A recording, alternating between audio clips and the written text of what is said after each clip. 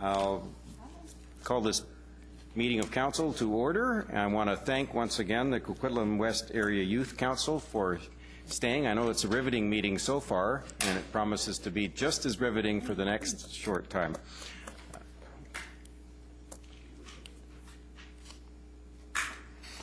We're going to have a... add Fraser Health to the agenda? Absolutely. There will be an item at the final item will be your item, Fraser Health, item number 8. Ms. Lohr. Thank you, Your Worship. Item 1, adoption of the minutes of the regular council meeting held on Monday, February 20th. The staff recommendation is that council approve those minutes. Moved by Councillor O'Neill, second by Councillor Nicholson. All in favor? Opposed? Carried unanimously. Item 2, minutes of the Tri-Cities Homelessness Task Group meeting held Friday, February 3rd, 2012. The recommendation is that those minutes be received. Moved by Councillor Asmussen, second by Councillor Reamer. All in favor? Opposed? Carried unanimously. Item 3, City of Coquitlam Zoning Amendment Bylaw number 4280-2012 in relation to 3368 Mason Avenue. The staff recommendation is that council give second and third readings to the bylaw. So moved.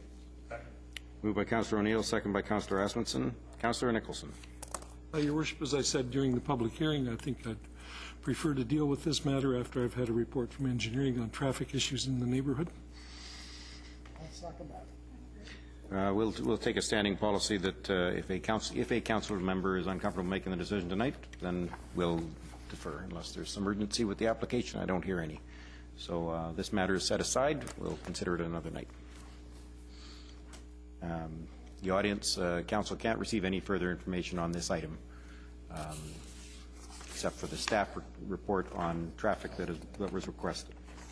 Ms. Lohr. Moving on to item 4, City of Coquitlam Zoning Amendment Bylaw number 4288-2012 for 614 to 622 Como Lake Avenue. And the staff recommendation is that council give second and third readings to the bylaw. Moved by Councillor Asmussen, second by Councillor Nicholson. All in favor? Opposed? Carried unanimously. Item 5, bylaw number 4289-2012 in relation to 837 Lougheed Highway. Staff recommendations that council give second and third readings to the bylaw. Second. Moved by Councillor Reamer, second by Councillor Asmussen. Councillor O'Neill. Yes, when I decided to run for city office last year, I was thinking I'm taking on some big new responsibilities and having to make decisions on things, and that people would be waiting to hear what those decisions would be. And I take those responsibilities quite seriously. I was therefore very disappointed to see in relation to this particular development proposal on page A10 of Friday's Coquitlam Now, a half-page advertisement about this particular development, as if it's all been approved already, as if we've already voted, as if the public hearing had taken place, as if the bylaw had been approved and enacted. Own your own office, it said, Coquitlam's newest commercial landmark. We haven't approved this yet. So, I mean, I like the development. I think it's going to be valuable for that area of the city. It's bringing new business to the city, but I just feel a little offended that the developer in question would take out an ad presuming that it's going to be passed without question, without any problems, anything like that. And I take offense at that suggestion. Page 810. Friday, February 24th, the Now. So that's my statement. I don't know. It can do that. It could lose money if we decide to reject this, but it's not going to change my vote on it. I just want to get the record out there. I don't want to see this happening again from any developer. Thank you very much. Councillor Robinson. Ditto. Thank you very much. Okay, there's a new short for Councillor as well as for comment. Councillor Nicholson. Councillor Sikora, rather. Sorry. No, Okay, thank you. It is you, Councillor. You know, there's nothing new about saying something like this in the newspaper. It's not the first time. This is far from it. Yeah, and I remember BD Group renting office space before their building went up for zoning. They had an advertise in the paper that they had this showroom already rented to sell the suites and everything else. That was worse than this one. Advertising that they were going to rent the suite, where they're going to sell the suites in that high rise and a few other things. So it's not new what happens. Things do happen. And this is one of them. It won't be the last one, won't be the first one. And many people, I don't know, for many reasons. I'm offended about that also, but certainly not going to change my mind how I'm going to vote on it. Thank you very much. Thank you. And Councillor Nicholson. Thank you, Your Worship. I feel as Councillors O'Neill, Robinson, and I think Councillor Sikora to some considerable degree, I'm offended. I think it's important that the public understand that this is a serious process and that until this council has come to fourth and final reading, nothing has been decided. Our minds have been held open to hear everything that anyone wants to say to us. And I, frankly, would be quite happy to defer this matter until someone representing the proponent were able to appear before us and suggest what made them think that that was an appropriate thing for them to do. If that's within our powers, I would so move.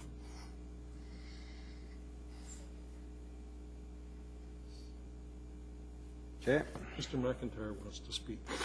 I'm pretty sure that since we've already had a public hearing, it would be really awkward to have the proponent come and speak to us in any way, because that would have the equivalent effect of killing the proposal, which I don't think was your intent, although, or at least it wasn't your conscious intent.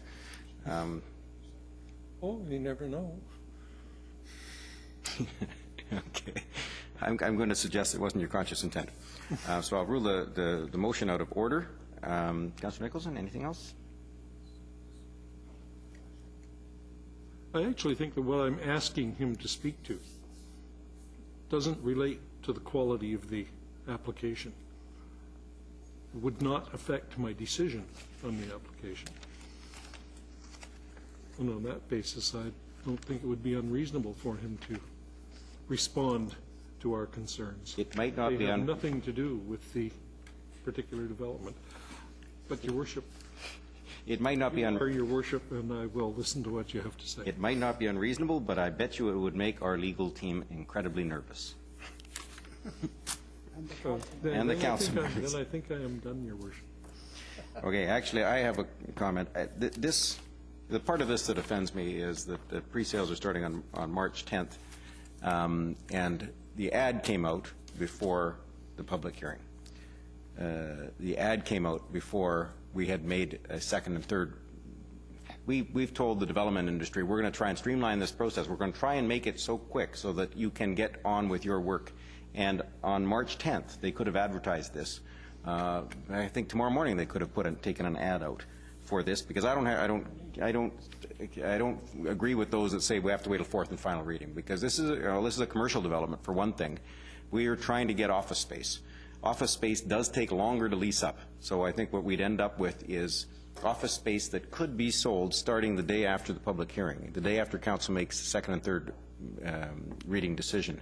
It might not even look like this, and it also should have a disclaimer somewhere in the ad that says council still has decisions to make related to the land use, still about the land use, as well as the form and character of the building, to make it clear to residents that their opinions at public hearings count. And that's my concern, is right now this gives perhaps some people the impression that their opinions aren't valid. Their opinions, the decision has already been made. My opening comment included the statement that our minds are open on this issue.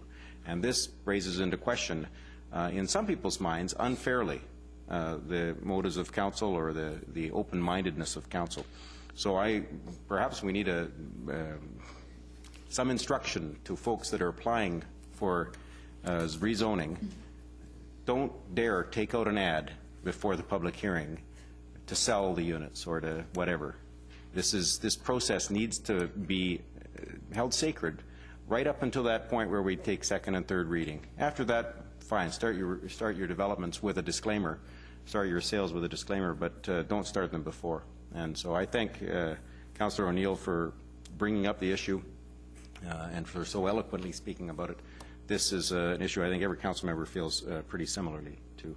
Councillor Hodge. Yeah, I saw the ad. It bothered me. I'm not personally offended by it, but I think to reiterate what you said, I had the same thoughts as well, that you know, we're elected to be part of a public process.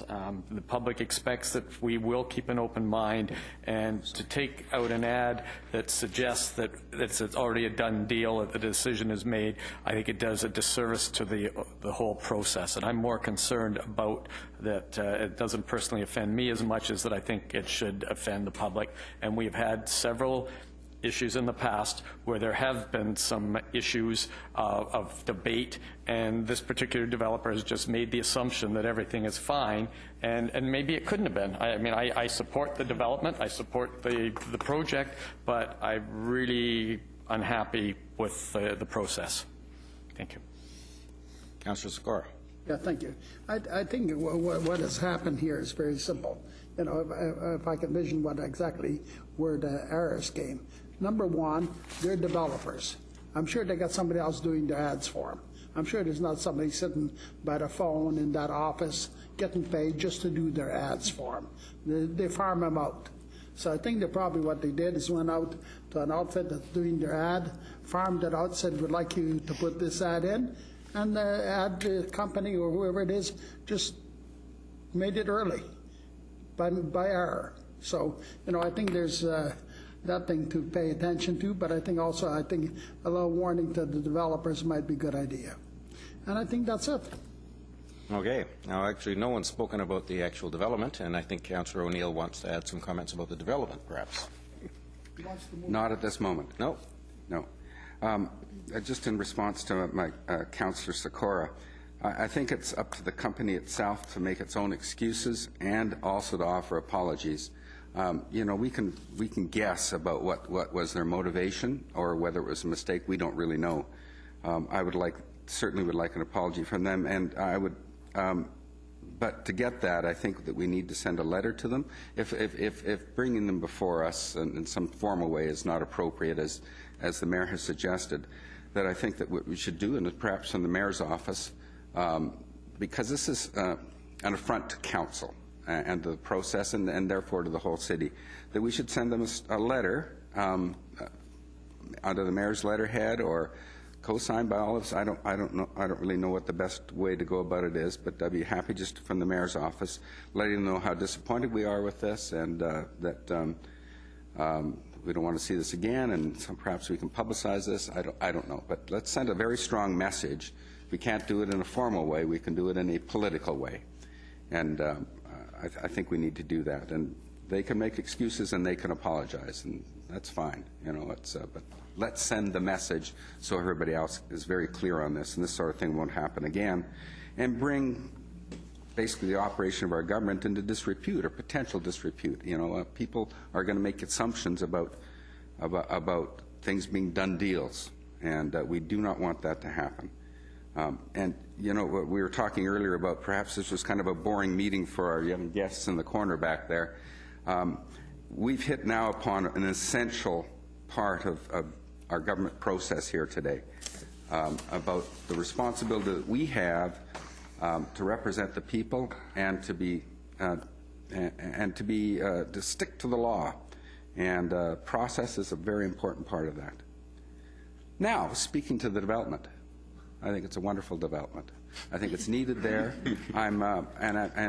You know what? I was tempted with that ad in hand when we were discussing during the public hearing about the setbacks and everything to say, hey, they're already advertising these setbacks. Look. So I didn't know the appropriate time to bring that ad forward, but I think it's a very well needed. That's an important intersection for Coquitlam, and this development there will be a nice entry point. It'll be, I would think, it'd be a very popular place because it's access to all the transportation corridors. So you're moving the second, third reading? I'm speaking to the. The second, third reading's on the floor. Yeah. So I'm speaking to the development at hand. Why are we shaking our heads there? Okay, that's it. Thank you very much. And I actually want to speak a bit to the development as well. I think it's this property is laid vacant for so long that the time has come. And so I think this is the, I like the development. I think it's a nice, iconic, almost iconic entrance to part of Millardville, and I'm looking forward to seeing it get built. As for any final comment on the, I don't think we have to send a stern message to this developer. I don't think they did anything consciously to do this because they only gained 3 days of marketing. I can't imagine that for 3 days they were willing to, they're saying, well, it's probably, council will get upset, but it'll gain us 3 days of marketing. I think they messed up. I think you're probably right. They farmed it out to somebody, and that somebody took out the ad. They realized they could meet a deadline and take the ad out for the weekend and catch an extra 3 days. I don't think it made any difference to them. And if they'd have been told ahead of time, if they had thought about it at all, they wouldn't have done it. But you're entirely right. This is an affront to the process that these young people are watching. They see someone take out an ad to sell a project that hasn't been approved yet. So maybe there is an opportunity to take it, to invite the proponent back after fourth reading, but before development permit. If I could, Your Worship, just very briefly, certainly staff can convey to the applicant council's disappointment. And I have to admit, I saw the ad too. I was a little bit, well, this could be the same site, but yes, it is. And so the takeaway there will be, if council supports us going forward to development permit, at some point we would ask them to come forward to explain that after the bylaw has been finally considered by council. The other takeaway for staff, too, because it's unfortunate this has happened twice now in the last year or so, we will make clear to rezoning applicants, let's don't jump the gun and try to get ahead of yourselves. And they do need to respect the rezoning process through council and the public hearing that entails. So we'll make note of that. So we will convey that to the applicant. If when it comes back for DP, we'll make sure they're here to speak to that then. And the mayor will probably be writing a letter in the morning, too. So No. the mayor will be writing a letter in the morning, too. Councillor Nicholson. Thank you. I was going to simply ask whether I could get some idea of when this was likely to come to fourth reading, and to confirm my presumption that fourth reading would normally be accompanied by the development permit. Is that correct? Your Worship, that is correct. And do we have an idea of timing for that? I'm told the applicant's targeted March. And I guess I will go further, because I wouldn't want people to get the wrong idea. Contrary to the mayor's opinion, I don't think it's appropriate to market something at third reading. Fourth reading is when the decision is final, not some point prior to that. There is, I think, I heard some discussion of it actually at the rookie course that some of us attended last week. Some of us are rookier than others, but in any event, there was some discussion of the idea that you really can't change your mind at fourth reading. Well, I'm sorry, fourth reading is when you finally determine. That's when you have all the answers, and that's when the decision occurs, and that's the point at which it's reasonable for someone to start saying, I have something I can sell. So I wanted to make that clear. Thank you.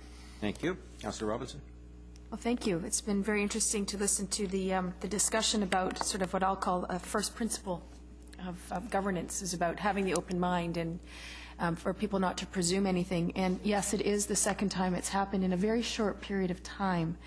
And so it starts to feel like there's a presumption happening out in the development community that, we might have conversations with developers and they get the sense that, yeah, there's some general acceptance, so there's not a lot of debate at first reading, so therefore it's a done deal. So I do think it's important that a strong message is sent, not just from staff and not just from the mayor's office, but I really would like to see this developer after fourth reading, before development permit, because I do think we do need to send a message to the rest of the development community that it's insulting to the process when they do that. And I'm fine for them to wait till after fourth reading, because if things do go sideways, and it's in their best interest, really. Yeah. It is in their best interest to wait. It's in our best interest as a community for them to wait as well. Thank you. Thank you. Councillor Sikora. Yeah, thank you very much. Quite a number of years ago, Frank Huey, who a lot of you people know, pretty good developer in the city, owns most of the property along Austin Avenue, but he wanted to build townhouses on a certain piece of property. We gave him third reading, but I said I may change my mind on a fourth and final reading when I investigate it a little more and get a little more information on it. I did, and I'll tell you, the report that I got from the staff was not good. So I voted against it. I broke the vote to where they got defeated. He took me to court, and he lost in court because the judge said a council member has a right to change his mind if he wishes so. Nothing is for real until it's got fourth and final reading engraved in stone. Now, I'll go a little further. Just last year, you remember the BD group, the high-rise on Austin and Blue Mountain? I never seen so much discussion as there is tonight about this project. Everybody's really upset. Why weren't they upset when BD advertised and took out a sales office before even the second and third reading and advertised it, a full-page ad from Luna? I didn't hear you people screaming about it. Is it because of certain developers have certain privileges in these cities, or what? Sikora, as I recall, every single member of council raised their objections, and we had Mr. Pooney standing there apologizing to us because it was at the public hearing. It wasn't. Right, we were allowed to. Because I brought and it up. Everybody screamed at him. Because I brought it out. There was no screams at all. But I'm thanking Terry O'Neill for bringing it forward. I appreciate it. Okay. Yeah, I do remember that every single member of council that to my recollection, expressed their outrage, and it was from the public as well. But in any case, I've been flexible with the one opportunity to speak. We've had several members speak 3 times. No big deal. The motion before us is second and third reading. All in favor? Opposed? That motion carries unanimously. But with reservations. Caveats, yes. Item 6 is City of Coquitlam Zoning Amendment Bylaw number 4268-2012, text amendment, flexibility for subdivision regulations. The staff recommendation is that council give second, third, fourth, and final reading to the bylaw. Moved by Councillor Asmussen. Seconded by Councillor Reamer. Councillor Reid.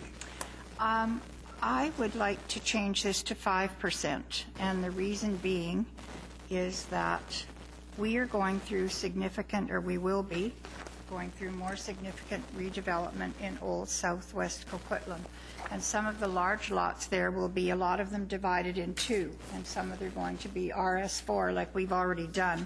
And in the last year or 2, we've had 3 or 4 applications like that. And some of the lots would come to the 47 or 48 feet, whatever that was. And then they'd be just a bit short, so some of the lots would end up at 44 or 43 and a half. Councillor Reid, you're moving an amendment? Seconded. Yeah. Seconded by Councillor Nicholson. Thank you. Go ahead. Sorry, you were talking to him. I thought I could just keep talking, no? No, we were concerned that you were moving an amendment, so we just needed a seconder on the floor. We've done that. Great. As you were. As I was. In any event, we had significant public backlash on at least two of those rezonings that I can remember, because when you're in the old area of Coquitlam and you're driving by and you see a 60-foot lot and then you see one go to 47, that's maybe okay. But when it could go down to 43, the next one, it's significant when it's on frontage alone. We're only dealing with frontage here. If we were dealing with the whole lot area, I wouldn't be as concerned, because the frontage wouldn't be the one that was so, obvious. So I believe that 5% would be acceptable to staff, and I think that could probably cover most of the things that we would have to do. I take the speaker's list as on the amendment. Councillor Nicholson. Thank you. I seconded it. Obviously, I support the amendment. I won't toss around the RS1, RT2 along with all that planner talk. To me, 5% is minor, 10% is not. I'm more than happy to have staff have the authority to make minor adjustments. 5% is minor. Thank you. Thank you. Councillor Sikora. Yeah, thank you very much. I will not be supporting the 5%. I really got some difficulty with the 10 also. But here's the situation. I'll be supporting the 10%. But for 1 minute, if there's some problems in the community of what's been happening with this bylaw, so be rest assured I'll be bringing forward a motion to kill this bylaw. Okay, so as long as the planning department understands where I stand, then we're both fine. Okay, thank you. I suspect that would come from many members of council. Councillor O'Neill. Yes, thank you. I will not be supporting the amendment. I think we heard from staff that, telling us that this 10% figure is used in various other jurisdictions, and it's been used successfully. I'm certainly willing to support the 10%, and again, it would be, we're going to be hearing back from staff, I would hope, after maybe trimester reports, or maybe it's quarterly reports, or maybe certainly in an annual report. I'm thinking that let's try this out. The staff seems to think it would be a good idea. I know many people who are in the development industry are interested in trying this out and are supporting this move. I think it would be, if we can improve the process without public without creating big problems or even small problems with the public, I think we should try it. But I would really like to see us give it a very strong review after a year. So some sort of, not necessarily a sunset clause built into it, but if we get a very good report back on how often it's been used, this discretion being exercised, under what circumstances, and then we can assess then whether it's working or not. And certainly by then we will have heard from the public whether things are other people being affected adversely or not. So let's give it a shot. Let's try it out. Let's make it meaningful, and I think the 10% is meaningful. Thank you. Thank you.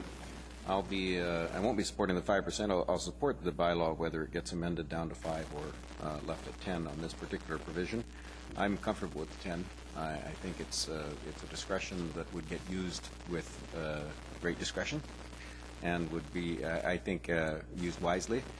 But I would like to direct a staff report, perhaps quarterly, or have some staff direction, that staff report back on those instances that they have used it, and we can judge for ourselves. Well, that makes sense. That makes sense. And maybe there's an issue, and then at that point we'd have the data to examine whether or not we want to review and make it 5, or whether it worked the way we thought it would. But I'll be supporting the bylaw as it is. I won't be supporting the amendment. Councillor Hodge. Well, I spoke earlier, and I also heard, I spoke earlier on this issue about my concern that work and decisions are being made out of the public's view. And with all respect to the people that we have in our department making those decisions, I think for the most part they do make good decisions, and I think for the most part we as a council make good decisions. But I think that the public has a right to see those decisions being made, and if they're not happy, they have a chance to intervene, and that's what the process is about. At the same time, I want to see projects go ahead. I don't want to see us tying things up over a couple of inches, or I guess now we call them centimeters. But, you know, I think a 33-foot lot at 10%, that's a big change. And you know, we hear in our neighborhoods where we're seeing infilling and larger lots coming down and 2 lots getting created. And I think this is a real hot issue in our community, and I'm just concerned that that the public is losing their chance to have input on what could be key decisions in their neighborhood. And it's fine for us to sit here and say 10% is minor. When it's in your neighborhood, 10% may not be minor. So I was not going to support the 10%, but then when it was suggested, well, maybe 5%, maybe that is minor. Maybe on a 33-foot lot, you know, we can allow an 18-inch variance. 18 inches isn't going to show from the street, and it still allows for us to make those minor adjustments and to continue on with doing the development business in the city. So I'm going to support the 5% because I think it's a good compromise. It allows staff to move ahead on where there's small variances that are needed, and at the same time, you know, my version of small, 5% is smaller than 10%. So that's why I'm supporting 5 and not 10. And you're just sitting next to the accountant. It's rubbing off. Councillor Robinson. Thank you. Well, I'm all for being really sort of pragmatic. And I think staff have done a fine job of coming up with a way for decisions to be made that's sort of really pragmatic, especially since we're going to start seeing some of these larger lots get renewed.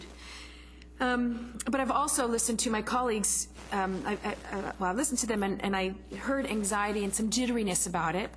And the argument, and I was completely sort of really undecided, but the argument that made me a bit jittery was the one that Councillor Hodge raised, which is taking the decision making on these minor adjustments, which may be minor sitting in an office or even sometimes sitting here, but it isn't to the neighbors.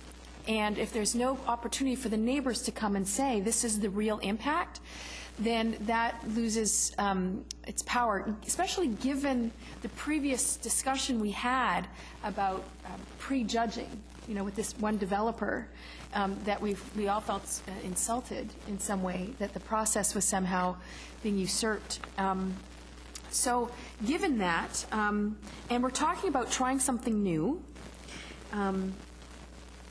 I think going slow is a much better way to go. So I'm prepared to support 5%.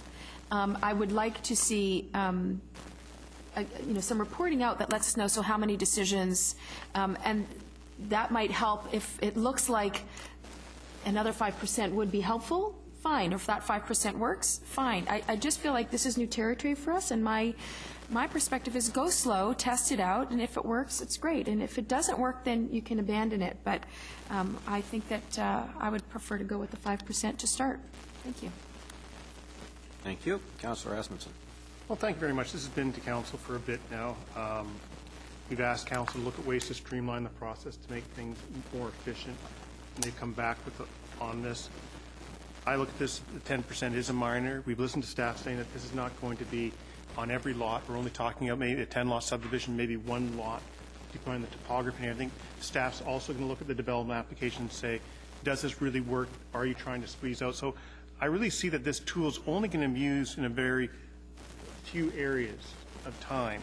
And I think to what Councillor O'Neill said, what's been said before, is we will have maybe a quarterly, 6-month, or year report out. But I think at the end of the year, you may have 2, 3 of these applications or discretionary uses done to help massage an application.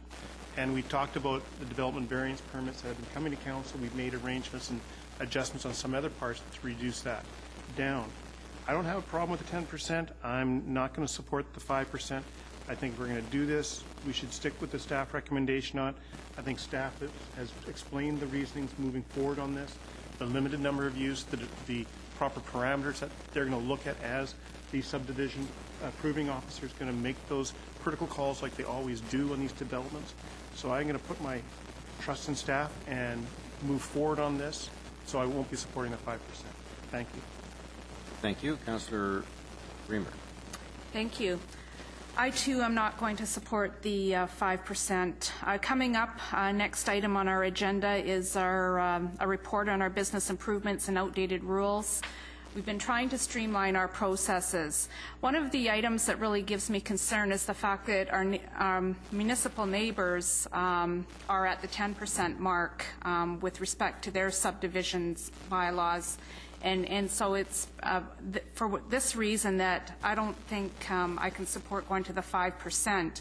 We are only talking about a lot in a subdivision, and 10% on a lot in a subdivision really, in my mind, is not all that significant. So I will stick with the 10%. I'm not supporting the 5%. Thank you. Thank you. Okay, the amendment is to amend the maximum 10% lot width variation discretion on one lot down to 5%. Seconded, all in favor? Was the amendment you moved? All opposed to the amendment? That motion fails with Councillor Sikora, Asmundson, Reamer, and O'Neill opposed, and myself. 10%'s on the. It was an amendment. Yeah, it's on the. The motion that remains on the floor unamended is the staff recommendation, which includes the 10% maximum lot with variation on one lot. Any further discussion on the bylaw? Seeing none, all in favor? Opposed? I have Councillor Hodge, Nicholson, Reid, and Robinson opposed. The motion carries.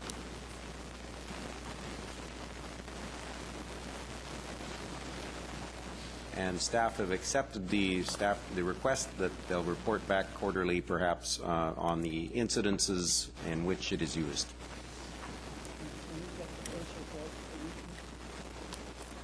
Councillor Sikora would like that report weekly. We've streamlined this process by making you report weekly as to whether or not you've given up variations. I'm not sure he understood the streamlining part. Okay. Ms. Lohr. Item 7 is a report from the Deputy City Manager and the Staff Committee on Business Improvements and Outdated Rules regarding progress update from the Staff Committee on Business Improvements and Outdated Rules. And we have introductory comments from our Deputy City Manager and a presentation by our Manager of Corporate Planning.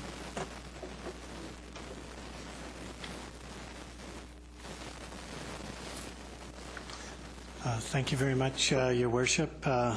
This is our biannual Business Improvements and Outdated Rules update. Michelle Hunt, our Manager of Corporate Planning, is leading this initiative with the assistance of a staff team that crosses all departments. This is a significant corporate effort, and I'd like to acknowledge the good work of staff on this initiative. We are trying to foster a culture of what I would call continuous improvement, striving to provide the best possible service that we can to our citizens and taxpayers. Michelle has a short presentation tonight to outline the progress from 2011 as well as our work program for 2012. And with that, I'll turn things over to Michelle. Your Worship and Council, good evening. I'm here representing the Staff Committee on Business Improvements and Outdated Rules. As Deputy City Manager mentioned, there is a group of us, so I'm just here representing them. It is definitely a team effort. To give you a little bit of background, the Staff Committee started mid-2010, basically to formalize what was already happening, which was each department trying to streamline processes and look for ways of improving customer service. Council endorsed that approach to have the staff committee, and then we went out to the general or employees in the organization and asked for their ideas and collected over 150 new ideas of things that we could do to improve our customer service and streamline business processes. Those 150 items, the committee went through those, and we came up with 40 items that we should address in 2011, and then 40 items that were going to take more than a year. There were a number of other items that were quick fixes that were found a solution for relatively quickly, and then some items that were sort of more administrative type things that were also dealt with quickly. So in 2011, as I mentioned, there were 40 items. We looked at all of those, and 26 of them were resolved. And 14 turned out to be bigger issues than we had expected, and so those have been carried forward to 2012. And there are a few of those, I would say about half, that we're hoping to resolve in the first trimester of 2012. The longer-term actions, again, there were 40 items identified, and we did look at a lot of those this year. 10 issues we managed to resolve in 2011. Another 10 were started and have been brought forward to 2012, and then there were 20 issues that we just didn't get to looking at, and so we'll address those this year. So some of the key accomplishments, I've broken this down by customer service improvements, things that we've done that have a direct impact on the customer, business process improvements, which are things that we've done that have improved our internal business processes and then indirectly have an impact on the customer, and administrative improvements, which just sort of affect one particular department. So with respect to customer service, of course, the big one, which you know about and you've seen, is the new website launch, and that really provided a platform for a number of other improvements. We spent a lot of time going through all the online forms and online payments and updating those, doing quite a comprehensive review of those. Again, with the bylaw review, which you're also well aware of, we brought forward in September, where we repealed some outdated bylaws and did a consolidation of our frequently used bylaws. We updated things like the communication for council protocols and procedures for the public, so they understand how these meetings run, for instance. And it provided a platform for other e-business improvements, which we're going to be looking at over 2012. Other significant things that had an impact on the customer was the changes to the recreation refund policy, some of the bylaw changes for subdivision and development servicing, and parks telephone coverage was another one that I think you've recently heard about, where we've increased the coverage for people phoning parks, recreation, and culture. With respect to business process improvements, this is, as I mentioned, items that are internal processes where we found efficiencies, things like referral of files from bylaws to the building permit division and their inspections, booking cemeteries, processing damage deposits, which impacts both engineering and planning. And administrative improvements, things that affected one department, although some of these actually do impact other departments as well. But the animal shelter did an awful lot of work in training, coordination of communication with the volunteers. They've done a lot of work to find efficiencies and streamline things up there. ICT and HR and purchasing also did things within their own departments that made it easier for the rest of the organization to use their services. So in 2012, we have 26 issues that we started and are continuing, and we have 35 new issues that we've identified to be addressed in 2012.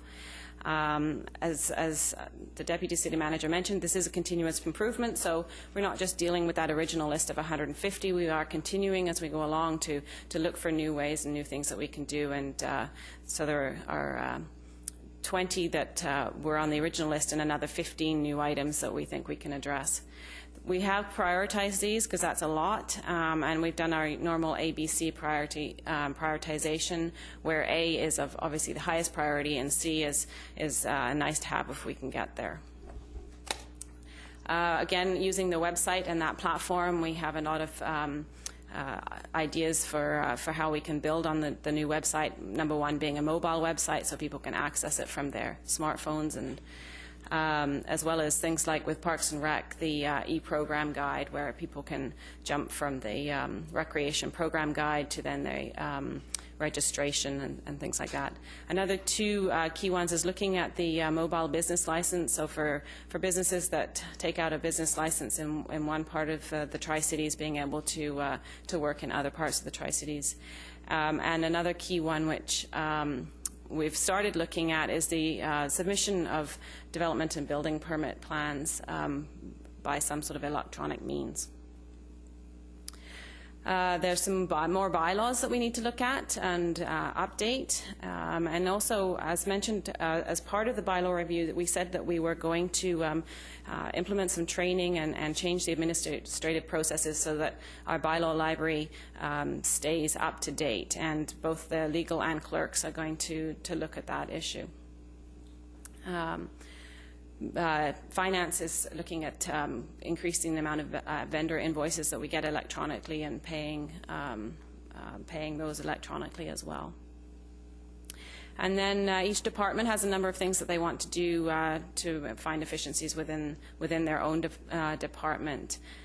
Fire has got something there. HR is looking at electronic time cards, staff scheduling for recreation, so items like that.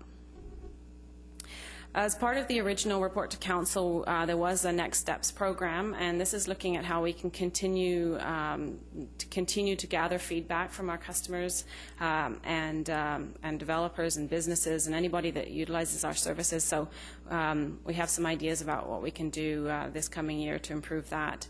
I think this year will also be the time to sort of renew that staff interest, where we go back out to the employees and ask them for their ideas. And as well, just continuing that focus on customer service. So this slide is really just to tell you that this is a team effort. We have somebody from every department that's representing their department, and we continue to meet monthly. And I just want to sort of give them the kudos that this isn't, I'm standing up here reporting on this, but it's all these people that are doing the work and many more. And that's it. Thank you very much. Councillor Reamer. Thank you. Thank you very much for all the hard work that staff has put into basically cutting the red tape in our city. I really appreciate it. My question was with respect to the Next Steps program. I've said all along that we need to include citizens, businesses, and investors in this process. You indicated here you may use town hall meetings for both business and citizens, I would assume. For instance, we had a town hall meeting last year with our United Reach industrial area, and also with our citizens, of course. So I'm hoping that we do some major feedback as opposed to just little bits and pieces along the way. And so I'll be interested in seeing how that all comes about, because I think it's a really important piece. It's really different when you've got people from the outside looking in, and I know what that's like being a councillor, sitting out there in the public looking at what council does, and now being on council and seeing it from the inside. So people from the outside have a very different perspective, and I think it's really important to have all those groups involved in this particular process. Thank you. Thank you. Councillor O'Neill. Yes, thank you very much. You know, it's been the end of it's coming at the end of a long day when the council's had many meetings and talked about a lot of important stuff. But from the public perspective, we are all public servants, and there's nothing that brings more satisfaction to me as a public servant than to see a report like this. It's our focus is on the right place. It's a great report, and I'm really thankful that you brought it forward, and you and all the staff members who are working on it. That's just a great job. And I have to say that the last time you stood before us was to present a list of strategic risks that face the city, and I didn't think that was particularly public focused. I thought that was kind of from a focus of what's a risk to City Hall, not a risk to the city. And this is totally different. This is what's a risk to. This is the focus is on the public and us as public servants. So thank you for that. Can I make a couple of comments here? Just no, your time's up. No, sorry. But then I'll speak more slowly so you really hear me. Coincidentally, okay, this is attachment B, number 12, service station bylaw. This is what currently, of course, Coquitlam has a bylaw that says that there's no self-service stations in Coquitlam. Did you guys know that back there? Yes. So this says, under review, the Manager of Development Services has been meeting with gas industry parties to understand their issues. I think it's important to understand all dimensions of this issues. Coincidentally, John Strassel of the v3h.com, an increasingly influential website in news website in the Tri-Cities area, wrote about this and expressed the concern that he avoids going to gas stations in Coquitlam because they're too slow, gets bad service, things like that, and he'd rather just cut to the chase and get fill it up himself. That generated a lot of comments from the public, and they were evenly split. And some of them were like, I'm handicapped. I can't get out of the car, so I want that service. So I just want to urge you, when you're out there getting more information, please keep in mind that it's not just the industry that has a point of view on this. And of course, one of the solutions might be to have just one island of self-service and one island of a full service. So it could be a mixed thing. The other one would be right towards the end. It's the new items for 2012, numbers 8 and 9. Can you please translate for me the bold in number 9? Easy Max mobile solution for Maximo.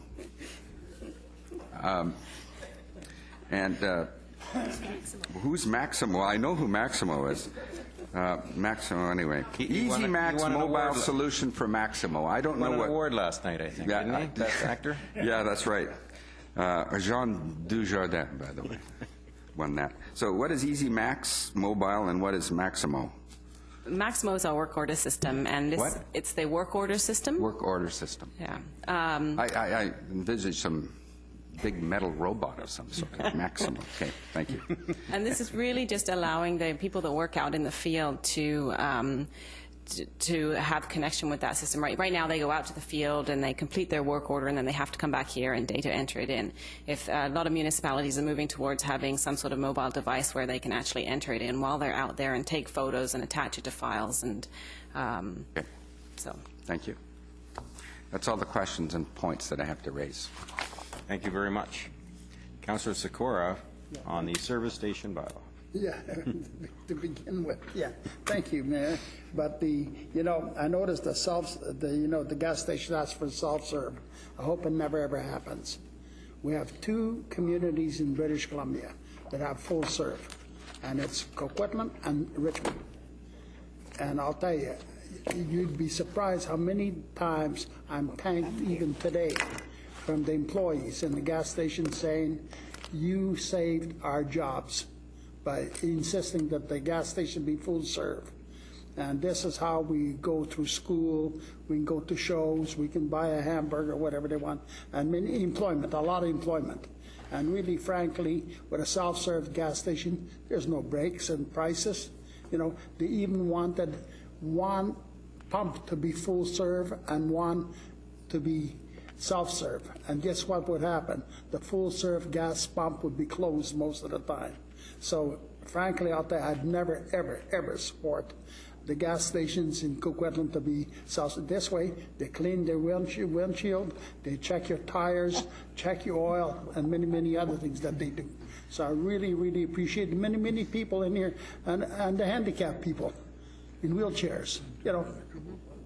Can you imagine them trying to pump their own gas? I don't think so. So, there was another story that I have to tell, because I remember, as far as the cemetery is concerned, this lady lived on Gatonsbury, and her 5-year-old daughter passed away just before Christmas. And she wanted to get her buried before Christmas, and at that time we had a policy, no, you have to wait till after the New Year. And they came into my office, and I talked to the manager, and he talked to the staff, and she was buried. before Christmas, which was they really, really appreciated it. And then when I sat as a judge downtown, this lady had a case before me, and I kind of recognized her, but she recognized me. She says, "Were you mayor in Coquitlam one time?" I said, "Yes, I was." She said, "Well, I got to tell you this story," and she reminded me of this story. So many, many good things that do happen, but I'm glad that you're moving along with streamlining these operations and a few things. I think it's the best thing that can happen. It saves time, the public is happier, and everything else. That's great. Thank you. I appreciate it. Thank you very much. Unfortunately, I'm also one that sometimes needs gas at midnight, and you can't get gas at midnight in Coquitlam because we don't allow self-serve, even from the 10 p.m. till 6 a.m. area, and I don't want those kids out pumping gas for people at 2 in the morning. I just don't want them out of the secure environment. So I think we do need to figure out how to make that happen so that we can have gas available to our residents at 2 in the morning, and it's not going to be full serve. I hope it's not going to be full serve. I'd rather prohibit full serve gas pumping at 2 in the morning than otherwise. So that's one of my concerns on that one. I'm actually like pumping my own gas, but I know some people don't. Councillor Reamer. Thank you. I just wanted to address the fact that there's another issue pertaining to gas stations, and that is the provision of food services. Right at the moment, gas stations in our community are only allowed to sell prepackaged foods, which makes it difficult for them to serve fresh food. And that is an issue that also needs to be addressed in addition to the self-serve, full-serve question. Thank you. So a Twinkie, but not an apple. This is wrapped. There we go. Okay, we went sideways again. Okay, there you go. I think that ends the debate.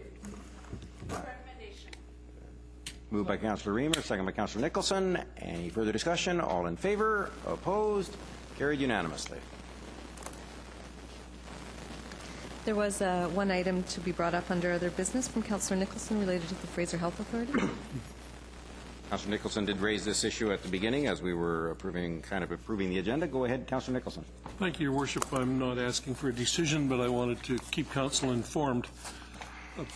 I'm Council's representative to the Fraser Health Municipal something or other committee, Municipal Advisory Committee. Their meeting in January I wasn't able to attend because Sheena McLeod thought that what we were doing inside was more important, and I think she was right. About 2 weeks ago, I got an email from a staff member at Fraser Health reminding me of the discussion at the January meeting about the Healthy Living trade show and pointing out that it was necessary for us to commit to participate right away and to support that by participating in producing a 2-minute video about all the things we do in Coquitlam to support healthy living. I referred earlier to having just been to rookie school, though I'm not that much of a rookie, so I immediately forwarded the email to Mr. Dumont and said, would you like to refer this to the appropriate staff person? And he did that. He sent it to Joyce, and Joyce had some conversations with people at Fraser Health, and then she realized there was a communications piece involved, and so she took it up with Dan, and we generally soaked up a whole bunch of time. And then they came back to me and said, there isn't very much time to do this, and it's not in our work plan, and we never heard of it before, and we're not sure that people would react positively to Fraser Health holding this kind of a bun feed when people are sleeping in hallways. And so we don't really have time for it. What do you think? And I said, I think you're right, and we did a little more inquiring, and I discovered that of those I inquired, Delta and Port Moody are not participating. I don't know who else may be. So there will be a Healthy Living trade show sometime soon. It's interesting. What I got from them was a postcard attached to an email that said, hold the date. And I didn't save that, and then staff got these 2 lengthy reports that talk about all the requirements but don't mention the date. So I can't tell you exactly when it was meant to be, but in any event, it's not staff's plan to be there. Thank you. But it is within our lifetime. Okay. Yes. It may even be while I'm still on the committee, so I can go and explain why we weren't there.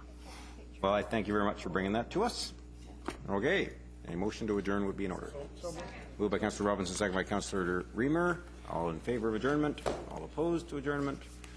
That motion carries unanimously, as it usually does. We now have a question period for questions on tonight's agenda. I'm sure the Youth Council has lots of questions on tonight's agenda. Questions are limited to a question, not comments, but if you'd like to step forward. Any questions on tonight's agenda? Any questions on tonight's agenda? Okay, it's a 2-minute maximum. Please ask a question, not make statements, and we'll see if we can direct that to the appropriate staff person. State your name and address for the record. I'll try to form this in a question. My name is Barry Lang. I live at 1961 Quinton Avenue. It's regarding the business improvement and outdated rules. And I'm wondering why, when we put up all of these accomplishments, and I understand the work effort that goes into them, why we do not quantify what the savings is that we're achieving or what the customer improvement is that we would expect to receive. I think we targeted 3 different areas: admin, customer service, and business improvement. If we're going to do all this work effort, which is great, and which the city needs, why wouldn't we try to quantify what we're trying to save, so we can kind of put it all together to see at the end of it, when it's done, what did we actually achieve? I think when we did the process, we used a consulting firm at some point called JDI Consulting, and I didn't know how we selected them to help us do this. Okay, we'll start with your first question. Staff, is there any indication of whether we can, or whether we have, tabulated the outcomes, not the output, but the outcome? I think I'll take a stab at that. Mr. Lang raises a good point, and we have tried to do that in the spreadsheet summary. We do detail what the particular initiative was and what it accomplished. Flipping to the first one, I see here Q file. It was a thing we implemented so that we could transfer files that are more than 10 megabytes. So we have tried to say what the outcome is, but it's just a balance of how much detail you get into, but we will certainly take that under advisement and try to quantify each of these as best we can when we report out. Yeah, I'm not sure we need down to 2 decimal points, but a great a wild guess would be a little bit more information than we have now.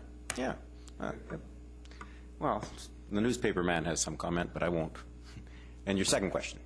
I thought I read, going through the business improvements, that we used a company called JDI Consulting, and my question was, how did we choose that particular consulting company?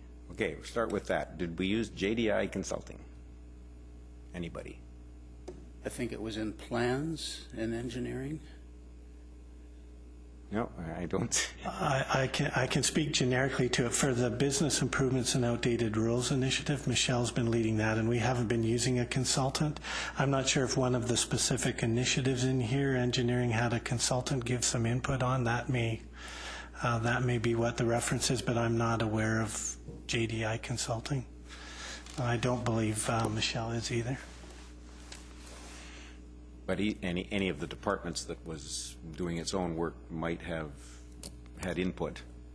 A department could potentially have used a consultant in order to look into one of the particular items, work items that's identified under this initiative. Mind you, all the departments. But I'm not aware of that specific consulting company. I don't know if I can form this in a question, but let me try. Actually, it's not going to be a question. This business improvement that we've got going is absolutely fantastic, and when you get into it, you've got a diamond in the rough. My only recommendation is, if you haven't already looked at Lean Six Sigma principles, and that'll just help you solidify the whole process. So my question is, will you take my advice and at least investigate and look into Lean Six Sigma practices, because you've got a diamond here that you can mine and just gain incredible benefits from it. Sir, I'm going to rule you out of order. Thank you. Thank you. Thank you very much for your input. Do appreciate it. I agree. It's okay. Yeah. Are there any other questions on tonight's agenda? Seeing none, thank you very much, everybody, for coming.